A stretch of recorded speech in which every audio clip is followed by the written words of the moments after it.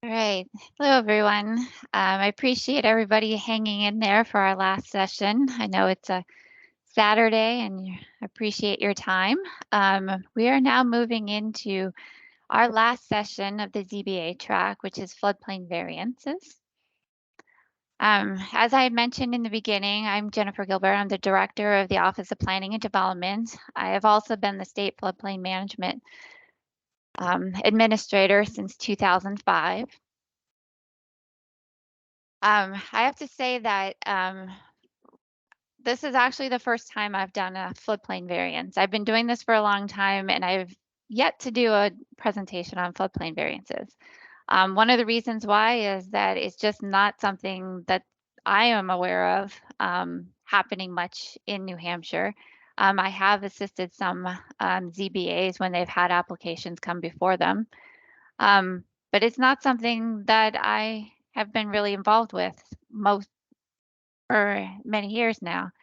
I am doing it now because I have heard that the ZBAs have been hearing that there is this additional variance criteria. So I at least wanted to put something together just to give an overview of kind of what is in those floodplain ordinances regarding variance criteria.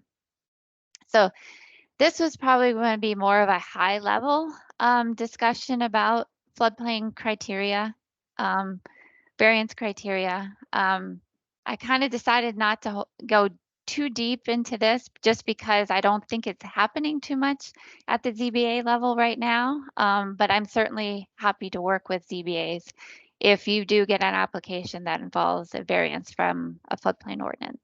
So with that, I'm going to move forward to our session agenda. So I guess to start out with is you have to understand a little bit about the National Flood Insurance Program, which is what drives most of the floodplain regulations that we have in New Hampshire. Then we get more into the community floodplain regulations themselves, and then we'll dive deeper into the floodplain variance criteria that ZBAs need to be thinking about and aware of in case that you do get an application. I've included some sample scenarios that ZBAs may see in regards to somebody seeking a floodplain variance. And then discuss kind of a common situation when a floodplain variance may be needed. And I know I've worked with a lot of communities on that part too. And then I'll wrap up and provide some resources at the end. So to start out with, in case you're not familiar, the National Flood Insurance Program is administered by FEMA. It's also known as the NFIP, so I'm sure I may slip with that acronym. It was a program created back in 1968 by Congress. It's really a voluntary partnership between FEMA and communities who voluntarily join and participate in the program. It's not required to participate. Communities can certainly have their choice in doing this. So every state has a state coordinating office that works closely with FEMA, and that's New Hampshire Office of Planning and Development and our prior agencies. So it's been the coordinating agencies for many years now. There are three main components of this program. It's the knowing your risk through the floodplain mapping, ensuring your risk through flood insurance, and reducing your risk through floodplain regulations. And as illustrated in that graphic, they really overlap and are connected to each other. I mean, you have to look at the map to see what zone you're in, which dictates how you're supposed to build in accordance with the regulations. And then how that structure is built determines how that how much that property owner will pay in a premium. So as part of the participation, a community agrees to adopt and enforce local floodplain regulations through a local permitting process. And then in return, every resident, every business within that community, whether they're in the floodplain or whether they're outside of the floodplain, The flood insurance that comes through the National Flood Insurance Program then becomes available to everybody in that community. This shows a map of the participation in New Hampshire. We have 220 communities that participate, which are illustrated in white. The ones in orange and yellow do not currently participate. So majority, 93% of our communities do participate. So what that means is every community that's listed in white has a floodplain ordinance. Flood insurance is available to all those residents in that community, which means with an ordinance in that, everybody in that town or variance criteria is in each of those floodplain ordinances. So it is a kind of a statewide thing with the variance criteria. Okay, now I'm just going to kind of hit on a couple of things just to help when I talk further about some of the criteria. As I mentioned, knowing your risk is important, and FEMA produces flood insurance rate maps and a accompanying flood insurance study. So the flood insurance map illustrates the 1% annual chance flood, which I'll be talking about in the next slide, what that means. So what you see on that map, you'll see the 3 different types of maps. This white map with the gray area, Belknap County is the one that has these maps right now. They're non-digital maps. Hopefully in a few years, those will be updated. These are the maps that most communities right now have. This is what they look like.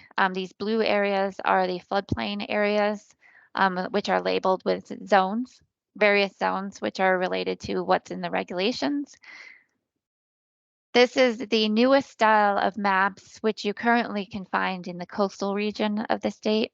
They have received the most up-to-date maps, but there is a mapping project, FEMA mapping project, pretty much in every part of the state right now. So at some point, every community will be starting to see these newer versions of the maps.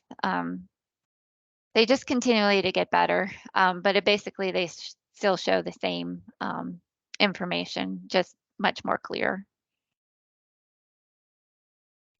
As I mentioned, those maps show the 1% annual chance flood. That's the national standard used by FEMA through the NFIP for regulating development and flood insurance requirements.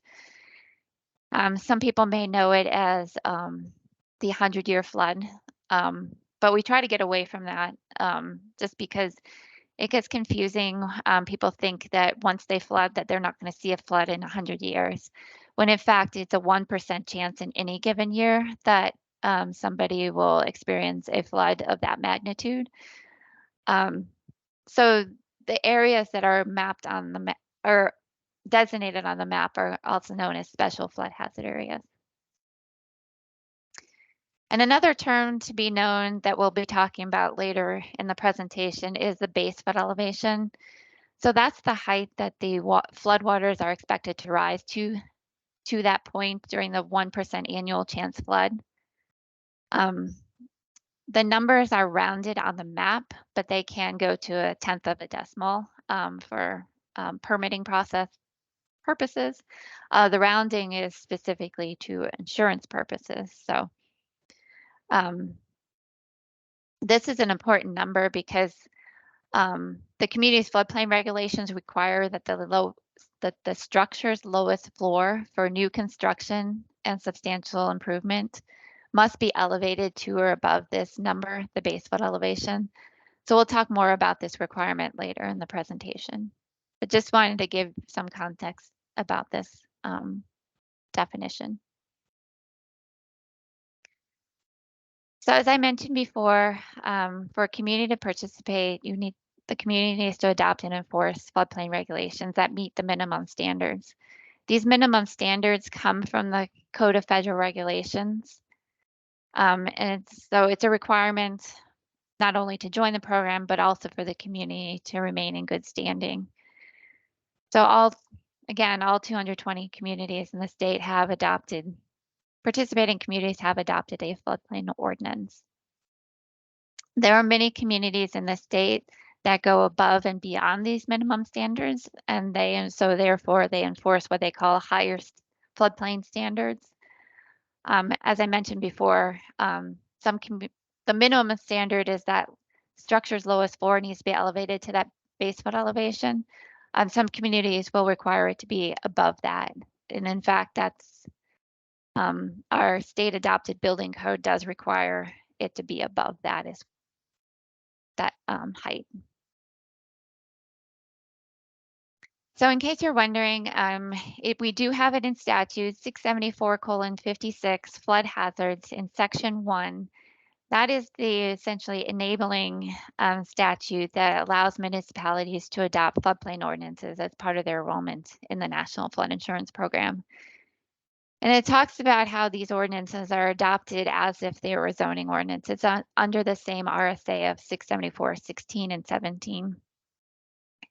And it also talks about that a municipality, that because it is a type of zoning ordinance, that it does need to have a board of adjustment associated with it because there is variance criteria in there. I know some communities in New Hampshire don't have a comprehensive zoning ordinance, and I have worked with many of them to help them establish or identify the fact that they need to have a board of adjustment in place, even though the floodplain ordinance is their only ordinance. So I've worked with a few of those to get that established. And they deal specifically, because they only have a floodplain and they only deal specifically with floodplain variances, which really doesn't happen that often. So it's very hard it's a challenge to keep members on that board when you're really not meeting it much at all. And I'm sure in communities that have zoning ordinances, you may not be seeing a lot of this as well. So just some of the similarities between zoning ordinances and floodplain ordinances. It's involved with land use regulation and control. You have benefits and performance expectations in it, and they're both implemented under the same statutory authority.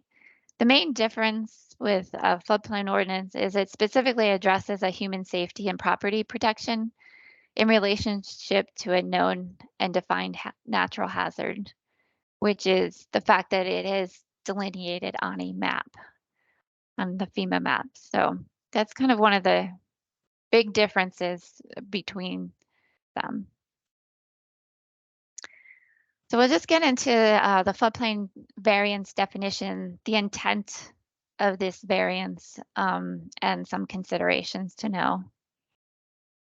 So as defined, the definition of variances is included in the Code of Federal Regulations. It means a grant of relief by a community from the terms of a floodplain regulations. Very simple. Because floodplain management regulations, just like zoning, do not anticipate every imaginable situation, the variance process allows a property owner to seek permission to vary from the letter of the rules because of a special situation, not unlike a zoning provision. Variances are meant to address unique, site-specific, and individual circumstances where the strict application of the ordinance may result in a hardship to a property owner. Again, very similar to zoning. There are some things to be cognizant of if a floodplain variance is granted, because it can result in a project that does not meet the minimum standards of the NFIP. It can result in a property owner with a high flood insurance premium for a non-compliant structure. Because even though a property owner can get a variance from the floodplain regulations, it doesn't change the fact of how that structure is going to be rated for flood insurance premium. The variance is not a consideration when it comes to the insurance premium. And then I'll also be talking about soon, there's kind of a notification process that the ZBA must follow to kind of let those property owners know that just because you're getting a variance doesn't mean you're going to be okay with the flood insurance premium necessarily, because it's not accounted for in that process. Also, if a flood floodplain variance is granted, it can result in increased risk to life and property. Therefore, variances from flood elevation requirements or other floodplain management requirements should only be granted only rarely. So there's only very unique circumstances when a floodplain variance should be granted. So I guess that's probably why we haven't talked much about it from the floodplain management program side. It's because FEMA and at the state level, we're not really wanting to see variances, but we certainly want to make ZBAs aware of this criteria and just have an understanding that it's there and kind of what are the implications with it. So this discussion now is kind of a high level. It's we have very specific variance criteria in our state statute. This was just an attempt for me to kind of talk about it in a relationship to floodplain management perspective. But this is not very, I think, different from zoning variance criteria as it is. It's related to the land. It's related to the unique physical and topographical conditions of the property, and it's not related to the individual personal circumstances of the applicant. It's related to the property and not caused by the applicant or is shared by adjacent parcels. It's a way for an applicant to make reasonable use of the property. And it should not be granted if the problem could be resolved through other means, especially if there's an opportunity to do whatever it is outside of the floodplain instead of doing it within the floodplain. It comes with an increased risk when a variance is issued regarding a floodplain regulation.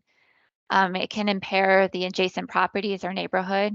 It can cause the floodwaters to go onto their property where it may not have been the case before. The variance can be detrimental to public health, welfare, or safety. And the variance should only deviate from the overall zoning or floodplain regulations as little as possible to afford necessary relief. So it should be the minimum amount of relief that should be given to a property. So some of the key issues to consider.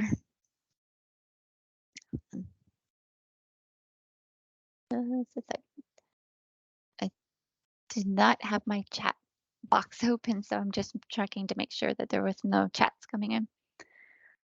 All right, so some key issues for communities to consider is the community's liability. If a variance is granted, documentation is really a community's best way to only protection after a flood that causes damage to a structure that was granted a variance. The cumulative impacts on the floodplain of granting multiple similar variances. There can be a big consideration there. If you continue to grant variances to relieve people of meeting those requirements in the floodplain regulations, it could trickle down downstream from the community. You could be impacting another community, impacting downstream property owners. So there can be a ripple effect due to multiple variances. The variance decision will last the life of the structure, so it can last a long time. So if it's not done correctly, it's a problem that will continue for a long time. Also, granting a variance could potentially jeopardize the community's participation in the NFIP. One of the things that the state and FEMA do as part of our participation in the program is we will go out to communities and talk to communities about their permitting process, about whether or not any variances have been issued for anything in the floodplain regulations. We'll be looking at permitting applications, and we'd be looking at variance applications. And If FEMA determines that the community is really not meeting their responsibilities under the program, that can ultimately lead to probation or suspension from the program. Generally, we have not had that happen in New Hampshire, and in the time that I've been here, or even the time before me, we generally try to work with communities on fixing the issue or working together to resolve the issue. So, but it is something that is considered by FEMA, and the state is just making sure that you're doing what you need to be doing as a participating community. And it really is on us to make sure that you're receiving the right technical assistance and training to do what you need to be doing as well. All right, so now I'm going to be going into the 3 additional criteria that is in the community's floodplain regulations. And these are kind of on top of the 5 state criteria. So if something comes before you, know that there is more than just the state 5, there's these additional ones in your community's floodplain regulations.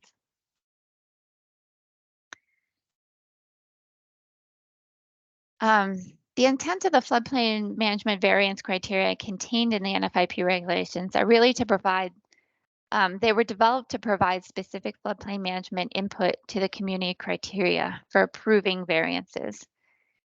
It helps inform participating communities of FEMA's guidelines for evaluating the local compliance with the standards required for participation in the NFIP. It ensures appropriate notification of the issuance of a variance. I alluded to that previously, and I'll be talking about that soon. It also helps advise the applicants and future owners of potentially high flood insurance rates in case a variance is granted. So generally, you'll find the variance criteria at the last section of the floodplain regulations. Many communities have incorporated their floodplain regulations within their zoning ordinance, and then other communities have decided to do a standalone floodplain ordinance. So the first criteria is basically just detailing the fact that any order requirement decision determined by the building inspector or whoever is issuing the permits, whether it's the selectman or another entity, made under this ordinance may be appealed to the zoning board. So it's letting people know that they do have the option of appealing to the ZBA regarding a floodplain ordinance regulation. So the second item in there kind of gets into these 3 criteria that are supposed to be looked at by the ZBA when you're making your decision. So if the applicant upon appeal requests a variance, the applicant shall have the burden of showing, in addition to the usual variance standards under state law, which are the 5 criteria, that the variance will not result in increased flood heights, additional threats to public safety, or extraordinary public sense. So variance must not result in additional threats to public safety or create nuisances. Local damage prevention ordinances and minimum requirements are really intended to help protect the health, safety, and well-being and property of residents. Variances that allow construction of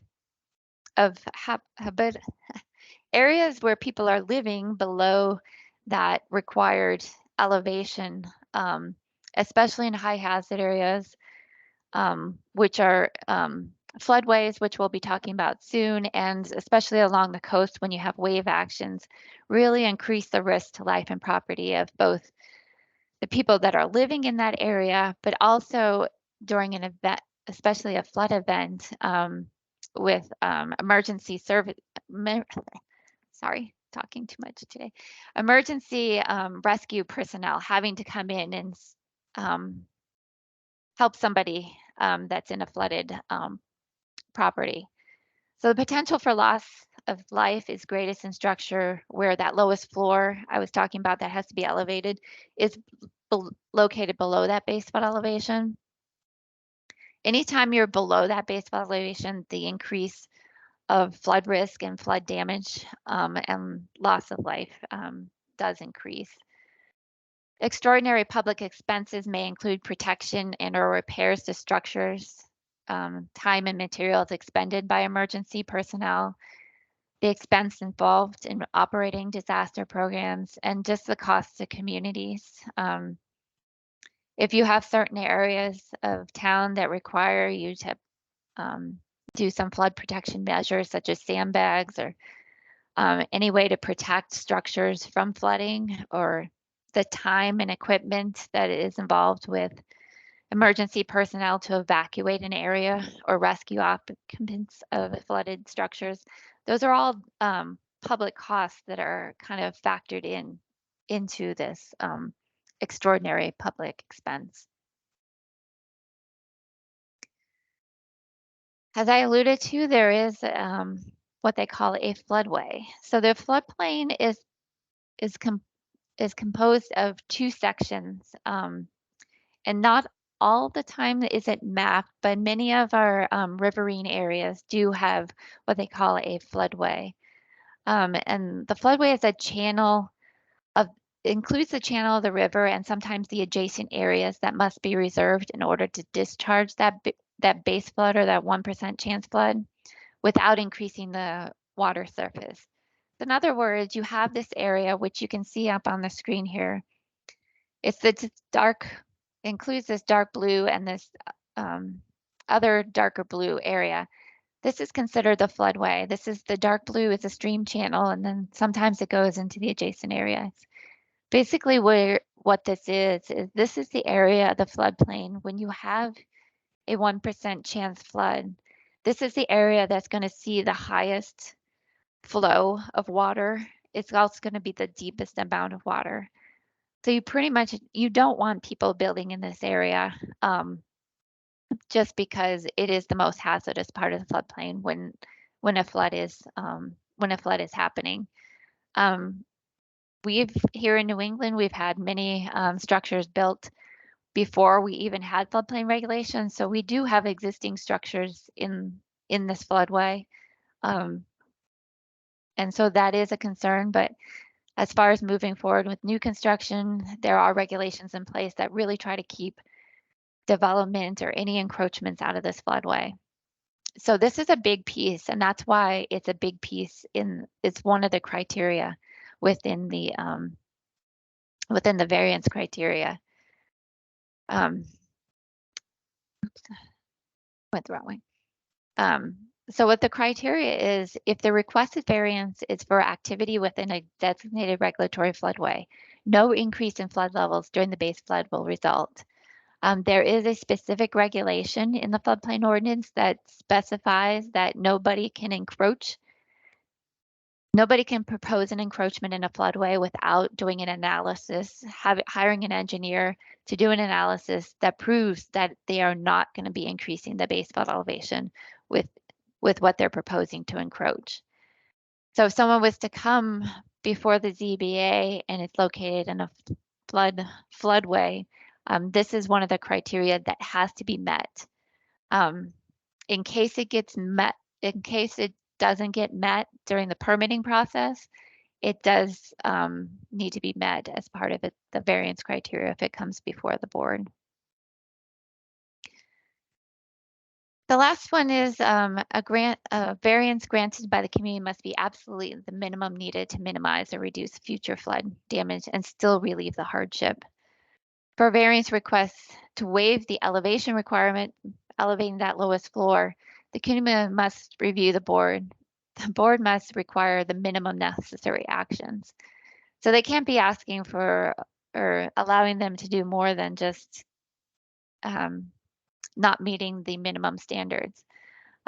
So for an example, if an applicant can justify a variance from the requirement to elevate the building utilities above the base flood elevation, the ZBA should still require as much elevation as possible to provide as much flood protection or risk to adhere to the intent of the floodplain ordinance.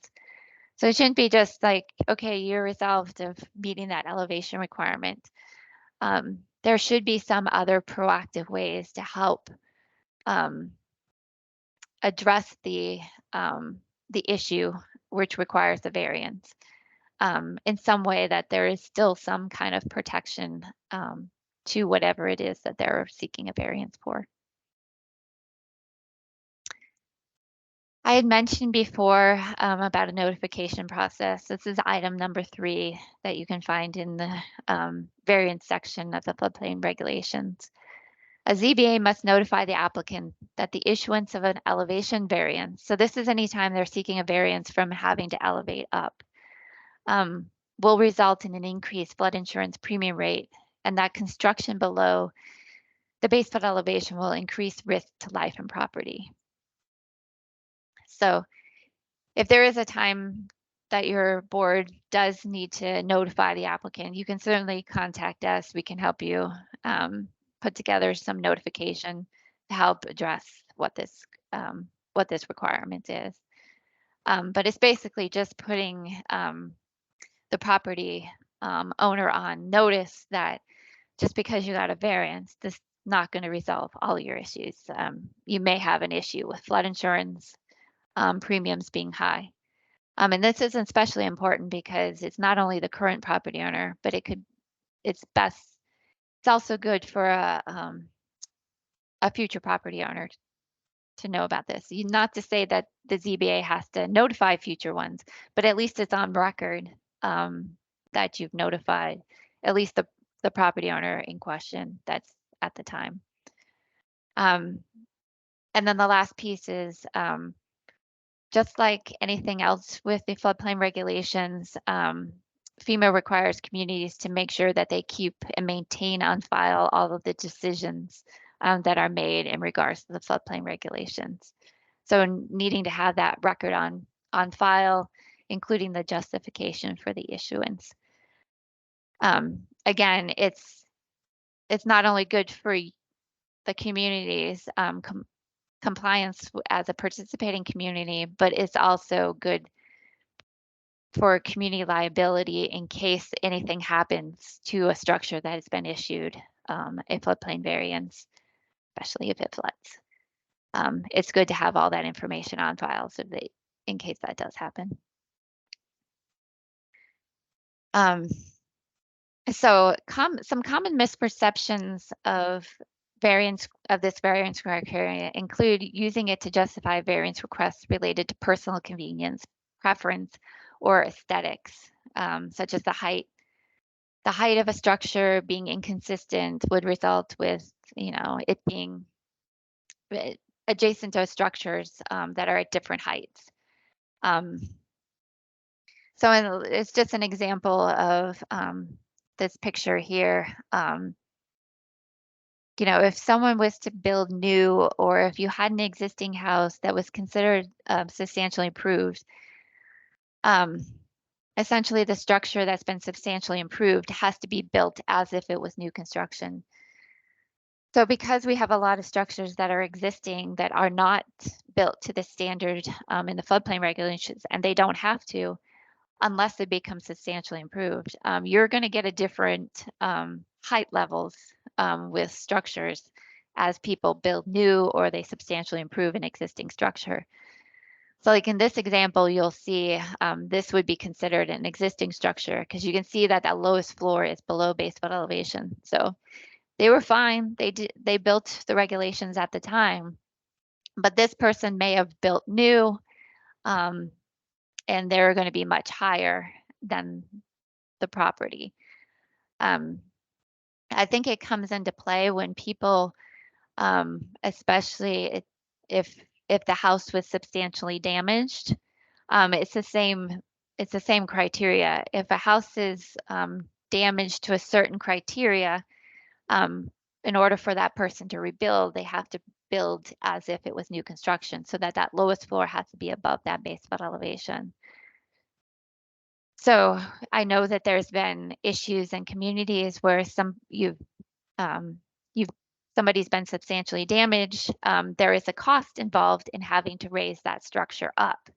And, aesthetics has been a reason why somebody has tried to get away from that elevation requirement. But aesthetics or other personal preferences should never be a consideration when making variance determinations. And again, I think you see the variances a lot in post-disaster situations too. Especially in 2006 and 2007, we had those back-to-back floods, especially in the southern part of the state. It was a lot of flooding. Some communities were doing with multiple structures, and multiple structures were damaged. You're trying to deal with making determinations of whether or not they were substantially damaged. You're dealing with just building code and other regulations at the same time. It's a lot to handle post-disaster. That kind of sometimes leads to a community erroneously considering granting variances so the rebuilding process can begin quickly because everybody wants to rebuild right away. They want to kind of move on. They want to clean up, they want to rebuild, and they want to move on from the flood. But often communities are being pressured to grant variances for structures that have incurred the substantial damage. And because the substantial damage determination is done at the community level, building officials can feel that pressure because they're required to make sure that when the person rebuilds, that they rebuild in accordance with the regulations. And I know that substantial damage determinations are hard because you're dealing with a lot of different situations, personal situations with the property owners, with financial situations. Some have flood insurance and can have the ability to be able to rebuild more easily. Others do not have flood insurance, and the cost of having to rebuild to the new standard can be it's a financial hardship for them. And I worked with a lot of property owners that were in these situations, and unfortunately, they did not have the means to rebuild to the required standards, and they had to walk away from their homes because they could not meet the standards.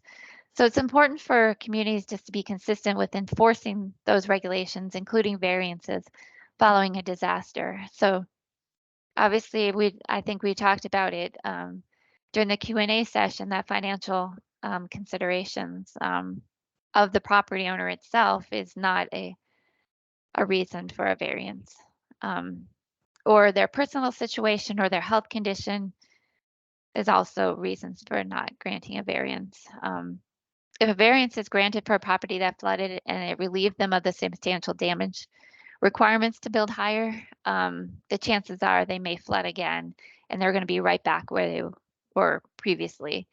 Or at least if they're getting the opportunity to get elevated and that flood happens again, at least their risk of damage to the property is going to be reduced.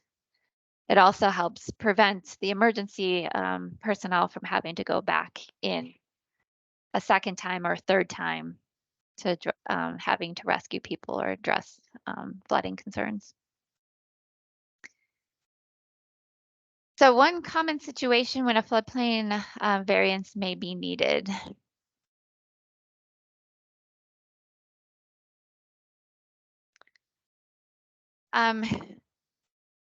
It deals with accessory structures and agricultural structures. And I have worked with some communities on the variance process that's needed to allow these structures to be built in different ways than what is in the floodplain regulations. And one of the things that we have done is one way, I should back up. So I've worked with communities about what needs to be done in order for somebody to put in a shed, say just a low cost shed in a floodplain. There's certain requirements that are required under the NFIP requirements, which I'm going to be talking about, which just are not financially feasible. It doesn't make sense. One thing that we have done is we have created language specifically to address these accessory structures and agricultural structures. So if you find that your community is dealing with variances for these structures to allow them to be wet flood proofed, we do have a process in place. I know that communities I've worked with in the past really don't like to give variances from the floodplain regulations, so they really don't like to do that. So they have looked at our model language to prevent someone from having to get a variance. We essentially have created language that details what they need to do without having to do a variance. But if your community has not adopted that, this is something that potentially you will see as a potential request for a variance. So let's just step back and just talk about what an accessory structure is. For floodplain management purposes, it's an accessory structure are structures that are on the same parcel of a property as a principal structure, the use of which is incidental to the use of the principal structure. And it must only be used for parking or storage. And it should be small. It should not be a very large accessory structure. The guidance from FEMA is not larger than 1-story, 2-car garage.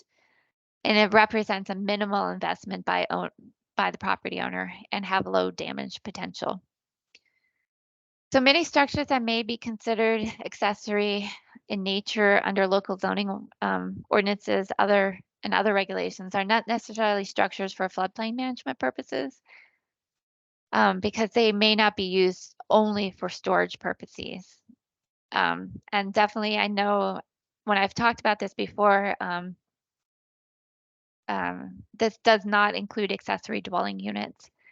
These are non-habitable structures, so nobody's living in there. These are basically your sheds or a typical 2-car garage. As far as agricultural structures, for floodplain management purposes, they're used exclusively for agricultural purposes or uses into connection with production, harvesting, storage, raising, or drying of agricultural commodities and livestock, including some structures that are used for agriculture. Those are all considered agricultural structures. So just to start us out with what exactly we're talking about with accessory and agricultural structures. So I've talked before, the minimum NFIP requirements require that non-residential structures, so the NFIP is divided up by residential structures and non-residential. Non-residential, nobody is living, sleeping in these structures. For non-residential structures, you have the option of either elevating to that base flood elevation.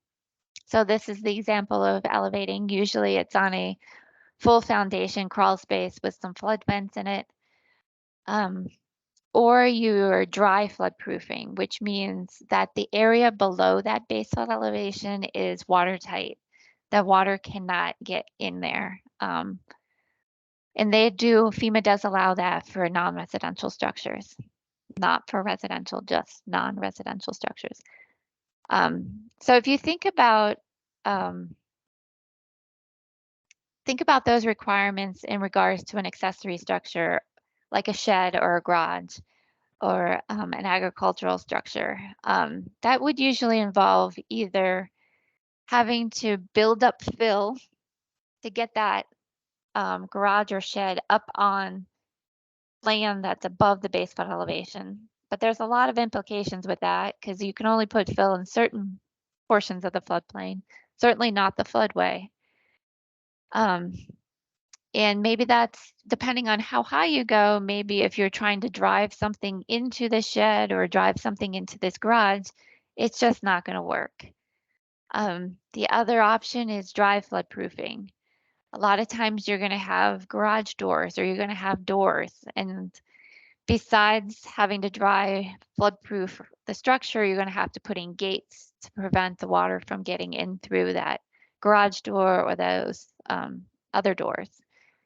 So sometimes it's the cost of having to do elevation or dry flood proofing is probably more than the shed or garage itself.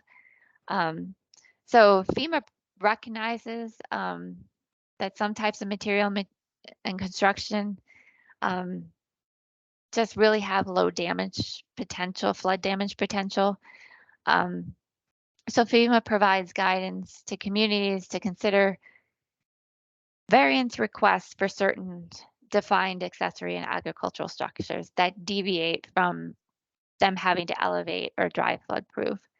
And so one of the easiest ways to get around this is to allow wet floodproofing to occur instead of dry floodproofing. But because many communities have the minimum standards in there, you don't have the language. So basically your ordinance says non-residential structures have to be either elevated or dry floodproofed. So if you want somebody to be able to wet floodproof, they're going to have to go the variance criteria or variance way. Again, I said we have created language that communities can adopt in their floodplain regulations, which dictate that certain accessory structures and agricultural structures can meet the wet floodproofing requirements and not the other things. And that relieves the ZBA from having to deal with these requests. So what's wet floodproofing? It's basically the opposite of keeping the water out. You're letting the water go in. As I illustrated, there was flood openings. Flood openings are required because essentially they're allowing the water to flow in, because as water builds up on the outside of a structure, it puts pressure on, and it can cause structural damage if too much pressure is pushed onto the walls. So wet floodproofing allows the water to go in, and it equalizes the pressure. And when you wet floodproof, you obviously need to know that it's going to get wet inside. So you need to account for that as well. So there is a whole technical guidance on wet floodproofing that people can follow. But essentially, when someone comes for a variance criteria, or sorry, variance from the floodplain regulations, there is certain criteria that is listed in that technical bulletin that the ZBA should require as a condition of the wet floodproofing. And essentially what that looks like is when you have an area inside there, you're going to have, if you have the base flood elevation up here, there are things that you're going to have to require applicants to do in order for that wet floodproofing to be okay. Those openings need to be there. Any utilities or electrical components need to be above that base flood elevation. Any utilities that are in there need to be elevated.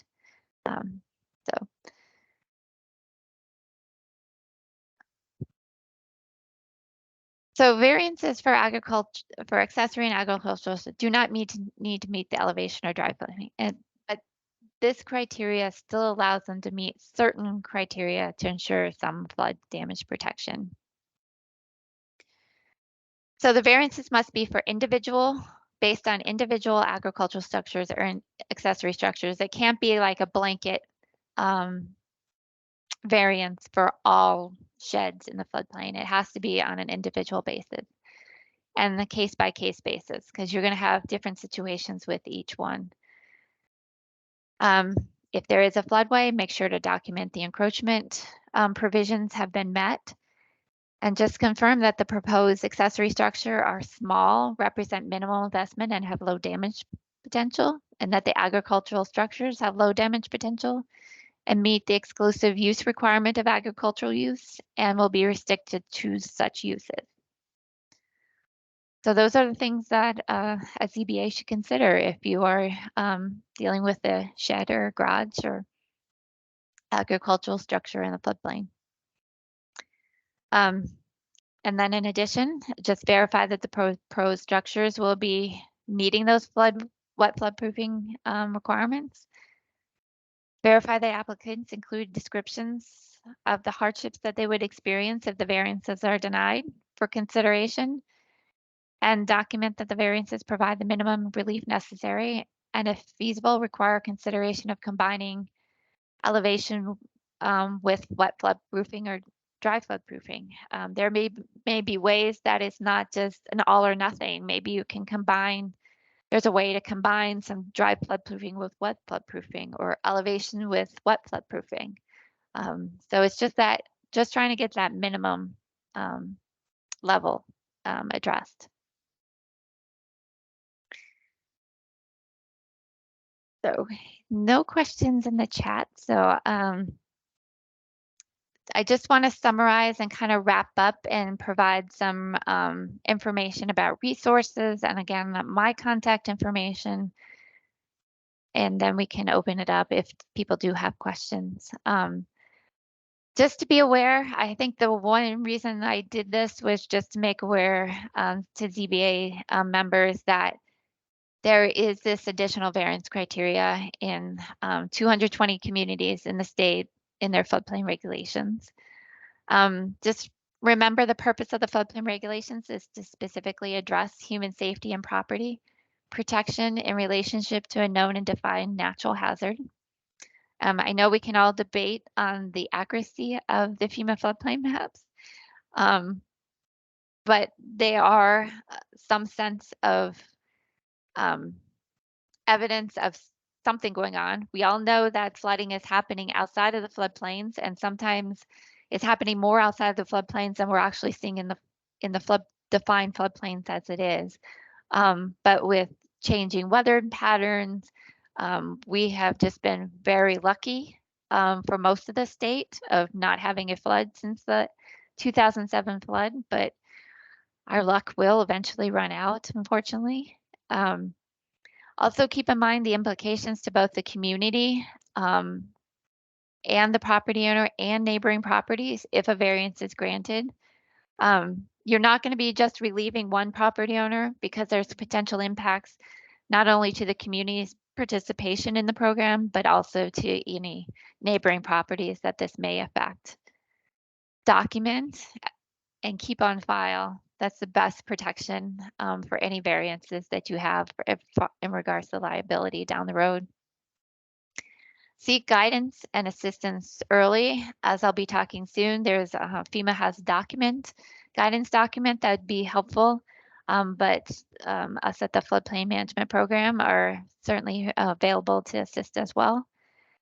And if you're interested in just learning more about, I kind of touched on a couple of these regulations and kind of what the responsibilities of the town is in regards to the floodplain program.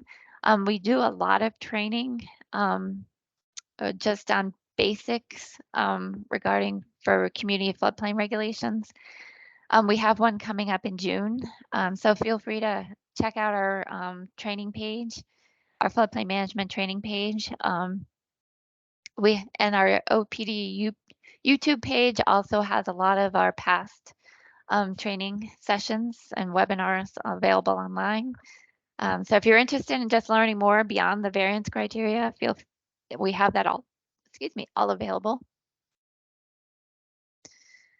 So this is the FEMA document that I was referencing, variances in the NFIP.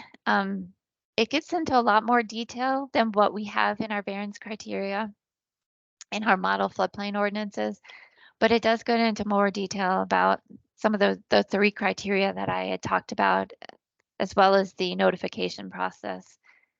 There is also a FEMA document specifically about agricultural structures and accessory structures. And there is there's a section specifically on variances regarding those types of structures. So this is our contact information. Katie Pate, who also works on the program, both her and I are available. From anyone who has questions about the program, we're happy to answer them. Those are the website links. You'll be able to find those in the PDF of the slides on our website and be able to click on those, or you'll be able to find it on our website as well.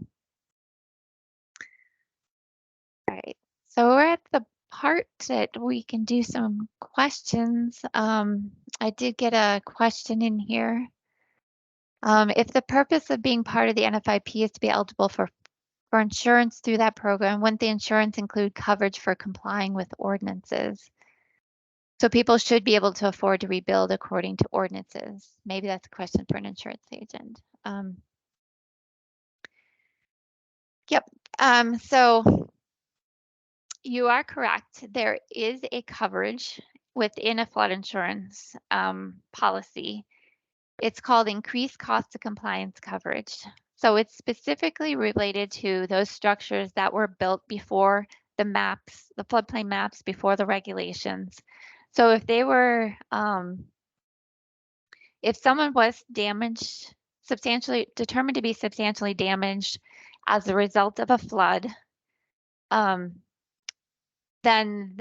that would that insurance coverage would kick in. Currently, and it's been at this level for a while, it's $30,000, which is not that much, but it gives them something to start working on. Part is the congressional reform of the NFIP. There's been a lot of discussion about increasing that cost. And if Congress ever moves forward with that reform, we hope to see that that increase does happen. But there is a piece, there is that coverage in there for people. It's, again, I think as costs go up with construction, I don't think that is going to cover somebody to have to elevate up, but it's a part of it. The problem we have in the state is not everybody has flood insurance. It's a condition of a mortgage or a loan by a lender to require flood insurance if they've determined the structure to be in a special flood hazard area. For people that do not have a lender, it is their choice whether or not to carry flood insurance or not.